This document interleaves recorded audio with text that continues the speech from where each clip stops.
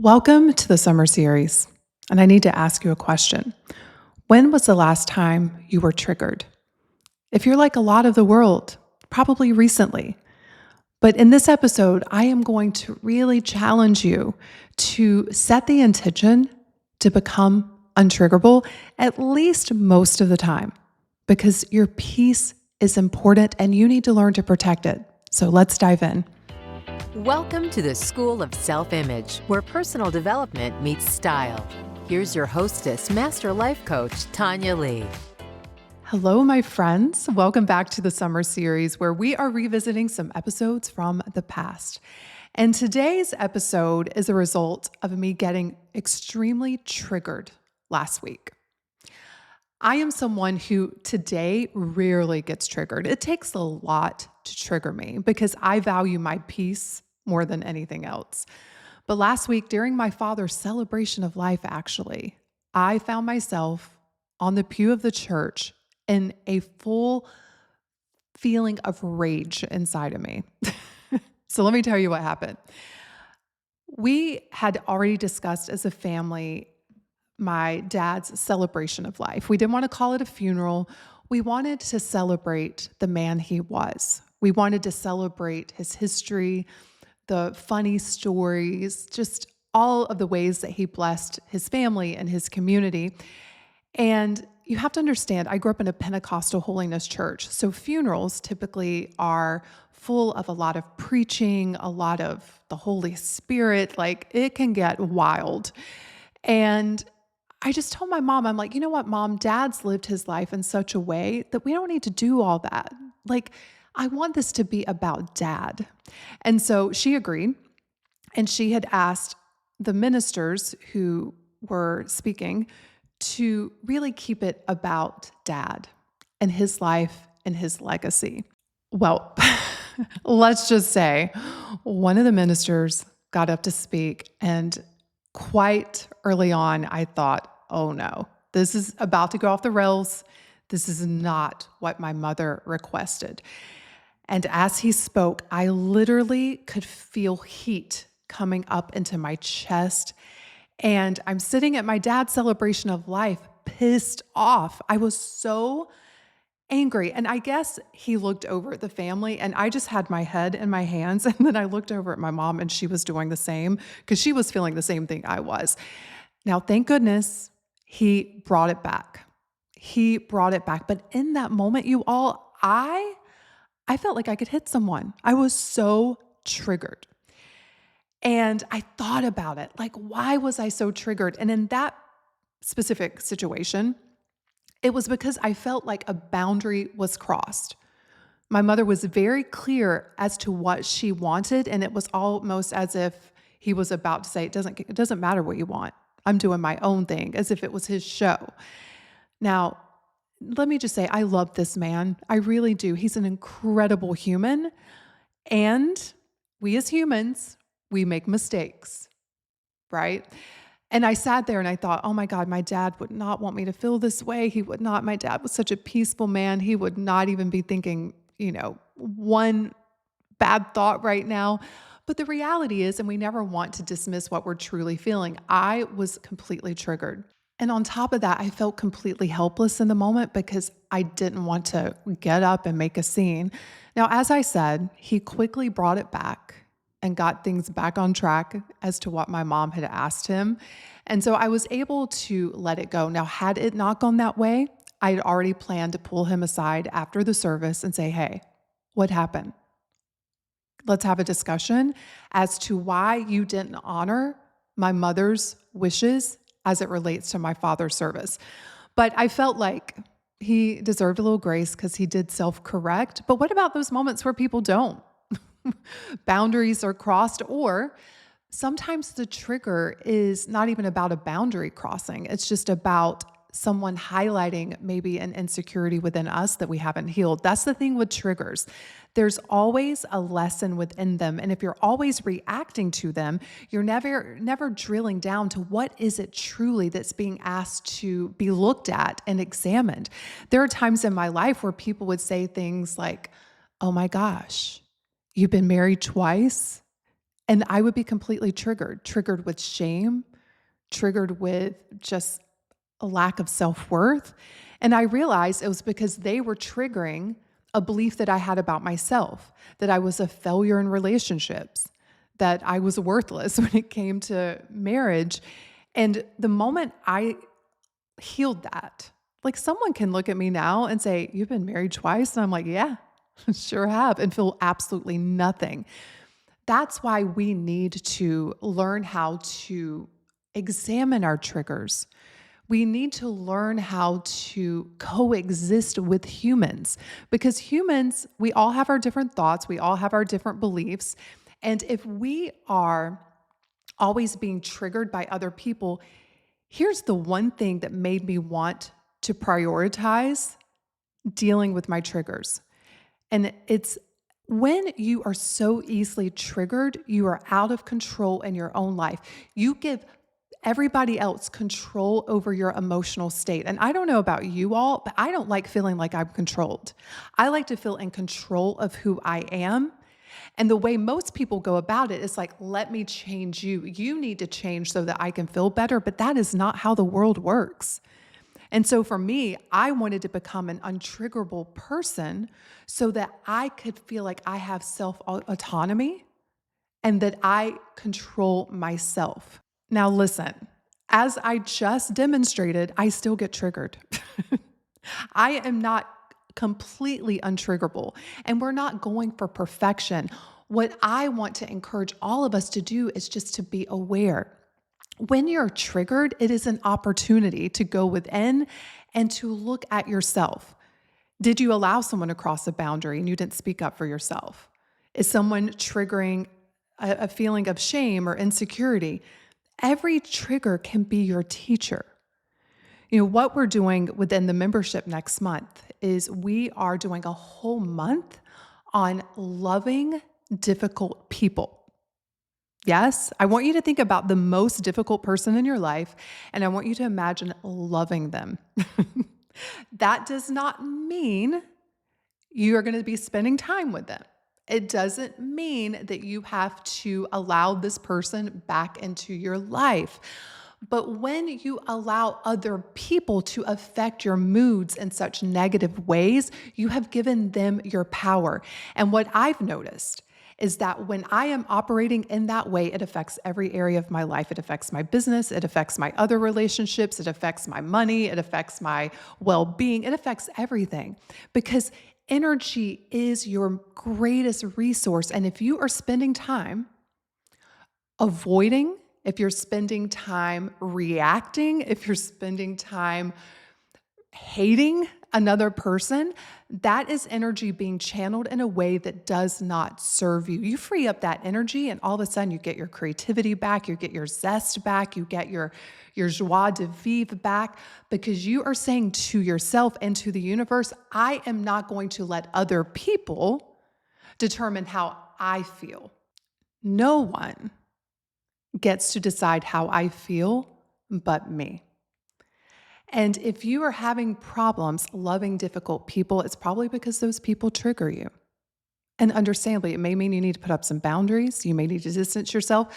But what I'm offering you is that you don't have to have resistance around them, you don't have to have hatred towards them. You can still love them, but as I say, you might want to love them from afar, but you get to experience the feeling of love. Doesn't matter what they're feeling. You get to choose that for you. And so if this is work that you're being called to do, come and join us this month within the membership. You can go to schoolofselfimage.com/join. We're going to be doing some deep work around this. And I'm really excited to see the freedom that members are going to experience from doing this work. Imagine not harboring resentment, anger. Imagine just feeling love, even towards the most difficult people. And for any of you all listening to this and thinking, I don't want to love this person, just ask yourself why, because they don't feel your withholding of love. You do. You're not doing this for them. You're doing it for you so that you get to feel that. And it's not easy. There are two people in my life right now. that I'm finding very difficult to love. And I'm sure I'll be sharing more about this in the membership. Very difficult to love because of betrayal and some other things. And it's only hurting me. They've triggered something within me that I need to look at and deal with so that I can get back to a state of love, because that's the state where all of the things that we desire is hanging out in. And so I'm really excited for next month's topic. It's going to be deep and rich and so rewarding. So again, come and join us within the membership, schoolofselfimage.com/join. And I hope you enjoy this episode of Being Untriggered. Just so you all know, I choose these topics months in advance. I sit down with my creative director and we really think through what the theme of each month is going to be in terms of the edit and choosing podcast topics that I feel will be beneficial to you. And it just so happens that the topic that I'm covering today is also beneficial to me. It's something that I am working through right now, so it couldn't be more perfect. And I'm really excited to share it with you. Now, I want to just start out by saying that I believe the quest to being untriggered is a beautiful one, because it means that you are healing yourself, because every trigger is just showing something within you that needs to be looked at with love and compassion and healed. That's it. And I don't know for us mere mortals that it is possible to be completely untriggered, because as we go through life, we experience wounds and hurts and disappointments. But the quest to be untriggered, I think, is a beautiful one. And so that's what I want to talk about today. I want to talk about how I personally deal with triggers and how I am dealing with them in new ways, because the ways that I have dealt with them in the past have been very protective, but I don't know that they have really helped me to grow and evolve at the level that I want to grow and evolve at now. So let's start this conversation out by talking about what is an emotional trigger. It's when some kind of external event or even an internal one, you can start to think about something and feel triggered, but it evokes this strong emotional response. And it can be a negative trigger, so you start to feel anger or sadness or anxiety or other intense emotions, or it can be a positive one, where you start feeling intense joy and happiness and excitement. For the purpose of today's episode, we're going to be talking about those negative triggers. And over the past week, I have been triggered several times by someone that I love deeply. And it's given me an opportunity to really look within myself at what's going on and to work through some deep wounds that, quite honestly, you all, I thought I was done with, but apparently I'm not.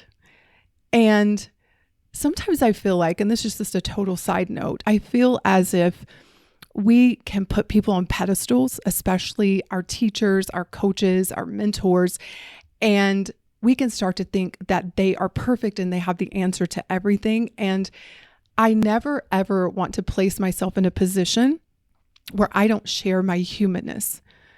If you are working with someone and they have created this facade, this illusion that they have it all figured out, I'm just going to encourage you to realize that they are human just like you.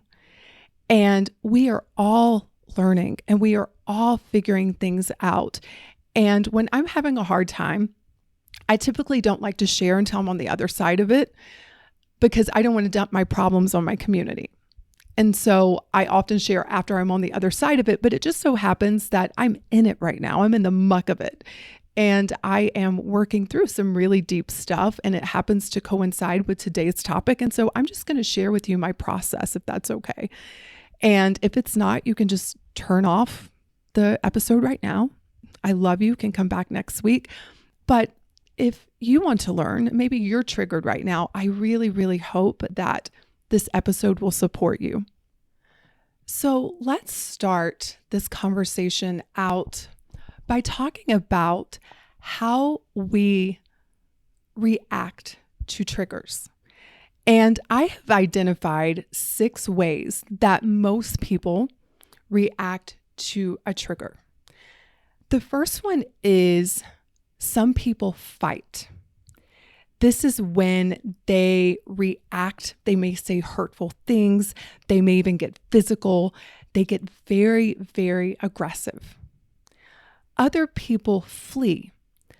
It's so uncomfortable that they just want to escape. They want to run. They want to get out of the situation to protect themselves.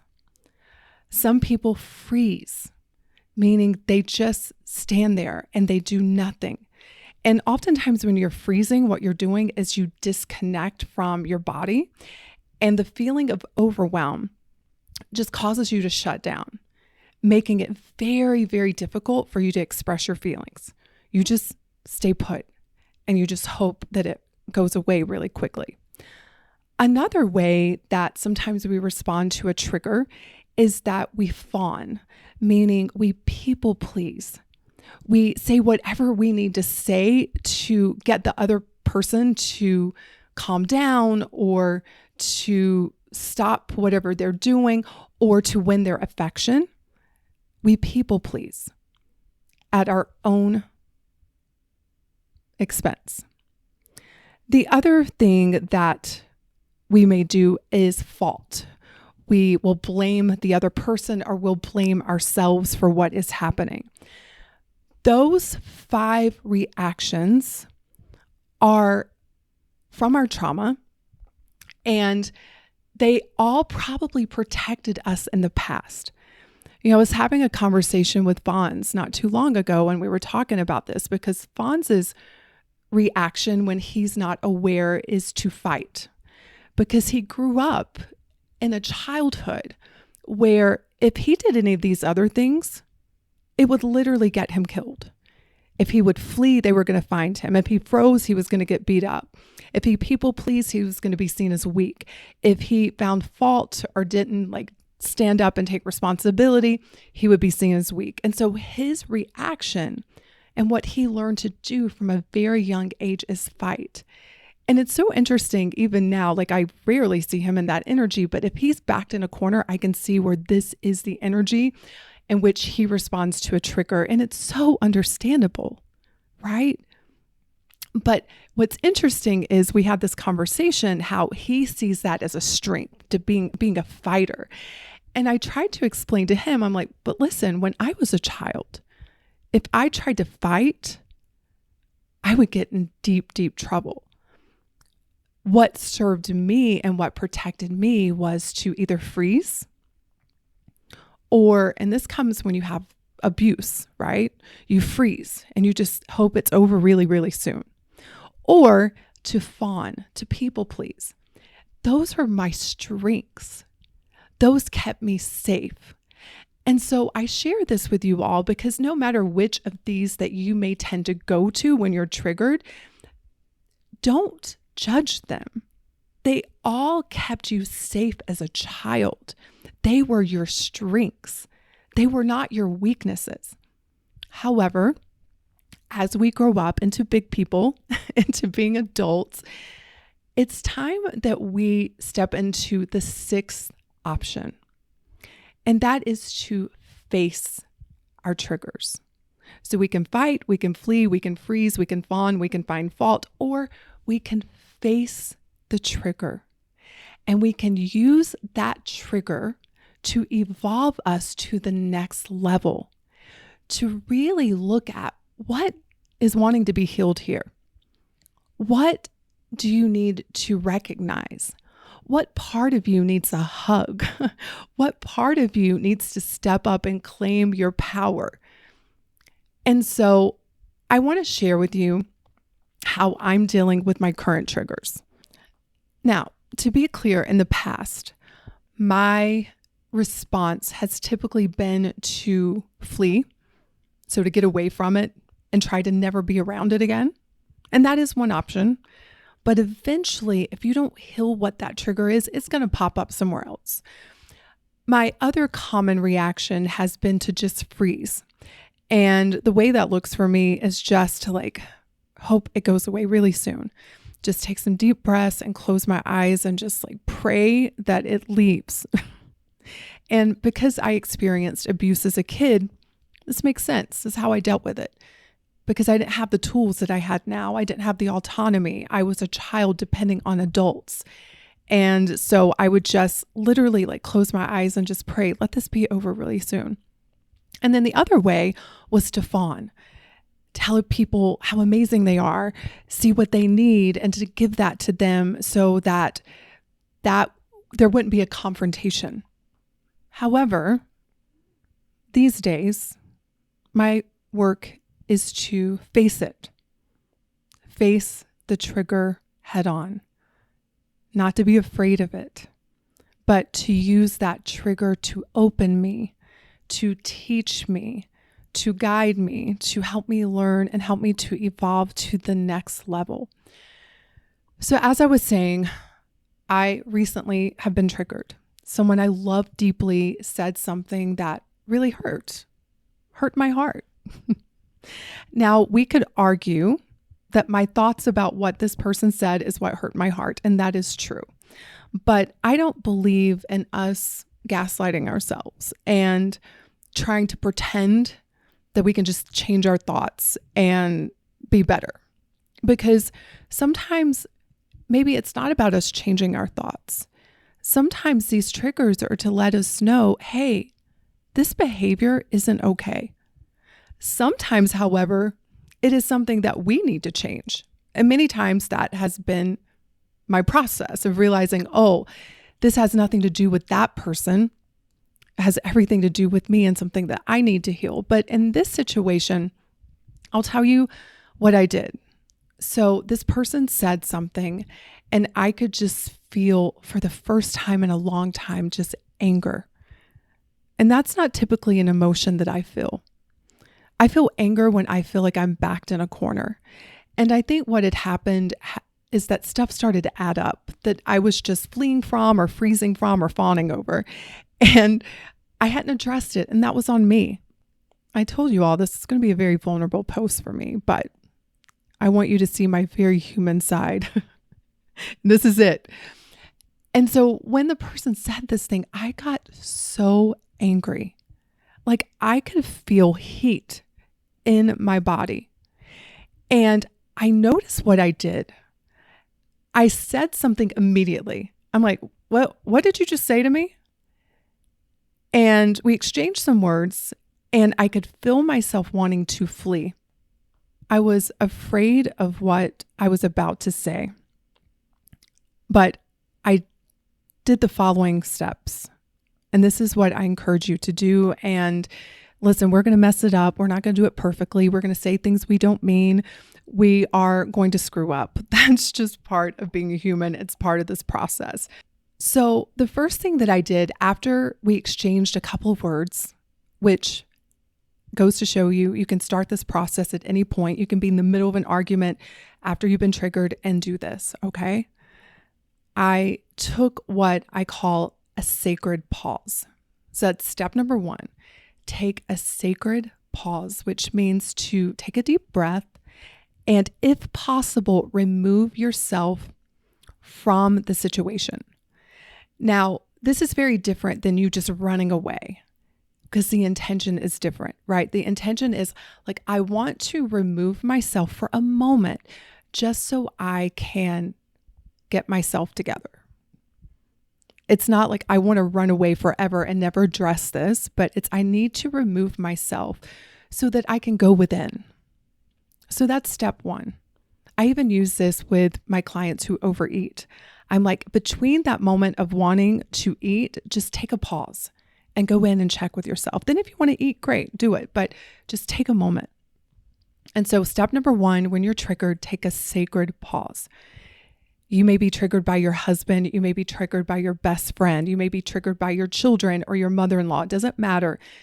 Just take a breath and step away if possible. If not, you can just do this internally with the person sitting right in front of you.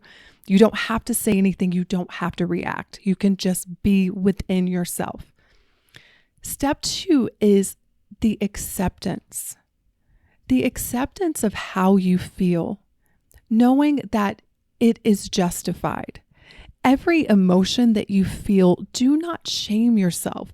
If you're angry, do not shame yourself. If you are frustrated, do not shame yourself. If you are feeling afraid or anxious, accepting, I am a human being having a human emotion right now. And this emotion is here to teach me something. That is step 2, because if you are shaming yourself on top of the trigger, you're just keeping yourself in this loop, this emotional loop where you can't evolve because you can't learn and grow if you are shaming yourself for being a human being. And so for me, I just poured so much love on myself in that moment because part of me was like, Tonya Leigh, come on. Are you really going to be upset about this? Just get over it. Just change your thoughts. And I was like, oh no, hell no. I'm not changing my thoughts about this right now. Like, I'm having this for a reason. And I'm going to allow myself to have it. I'm going to allow myself to be a human. And I'm going to experience this emotion that I'm having with so much love and so much compassion. And I will tell you all, if you all would just do that, your life would change in the most beautiful ways, because I have a feeling that a lot of you all are beating yourself up for these emotions that you're having. And you're having them for a reason. I think about all of us as little children. I was even thinking about, well, I'll get to it. I'll get to this on the final step. So just forget I was about to say that because it's really good. But I will share it, I promise. So step number 2 is just the acceptance. Then we go to step 3, which is the inner exploration. And this is where you get to ask yourself things like, why am I feeling this way? What happened to me as a child that makes this make sense? Am I overreacting? Has a boundary been crossed? And if so, why do you allow this to happen? What are you afraid of? What do you need right now? What are you thinking right now? Because sometimes you can look at your thoughts and you can see the absurdity of them. For example, if you're having an argument with your spouse, the thought may be, he or she doesn't love me. When you really examine it, you're like, oh wait, I know they love me, right? But in that moment, that one thought can feel so triggering. So it is important for you to know what you're thinking and see if there are any thoughts that just are not logical, but are understandable, right? It's understandable in that moment to maybe think that someone doesn't love you. When you just stop and take a moment, you're like, wait, I know this person loves me. This is just something that's happening that I need to explore deeply. So look at your thoughts and ask yourself, is there any truth to them? There may be or there may not be. You can also ask yourself, what values are being threatened right now? One of my big values is connection. Connection to myself, first and foremost, and connection to the people that I love. And I realized in that moment, I felt so disconnected. And I also saw this pattern of disconnecting from myself in the past when this person had triggered me. And so I just realized that like a deep value was being threatened. And it makes sense that that would trigger me. And then how can I take care of myself in this moment? Do you need to self-soothe? Do you need to calm yourself? Like, what self-care strategies can you use just to take care of yourself in this moment when you're feeling so triggered? How can I respond rather than react is also a really great question. And then that leads me to the final step when you are feeling triggered. And I call this the compassionate confrontation. And I say compassionate because if I've learned anything, you all, it's that we're all so human. And I'll never forget seeing this sculpture. I think it was at Burning Man. I saw a picture of it, but it's two adults that are facing against each other. They have their backs to each other. So they're looking away, but inside are these two little children that are facing each other and they're reaching out towards each other. They want to connect, but the two adults have just turned their backs to each other. And I really feel like as humans, that's what it's like. At the end of the day, I really do think that we all just want to be loved. We all want to be understood, and we all just want to be respected. So the compassionate confrontation is about having compassion for both parties, because I do believe that if we don't go through steps 1 through 3, we can show up and just blame and be angry and feel justified in blaming the other person, and no one wins in that. And if you're being triggered by someone that you really love, which this trigger that I had is from someone I really, really love, and I want to use the situation to grow me and this relationship. And I know that in order to do that, I just need to see the humanness in both of us, to understand their point of view and trying to put myself in their shoes and to understand why they may have reacted the way they did, and to also honor my experience and why I felt the way I felt. And then coming to the table with this desire to have a win-win, with this desire to deepen the love, to deepen the growth, and more than anything, to evolve yourself to the next level.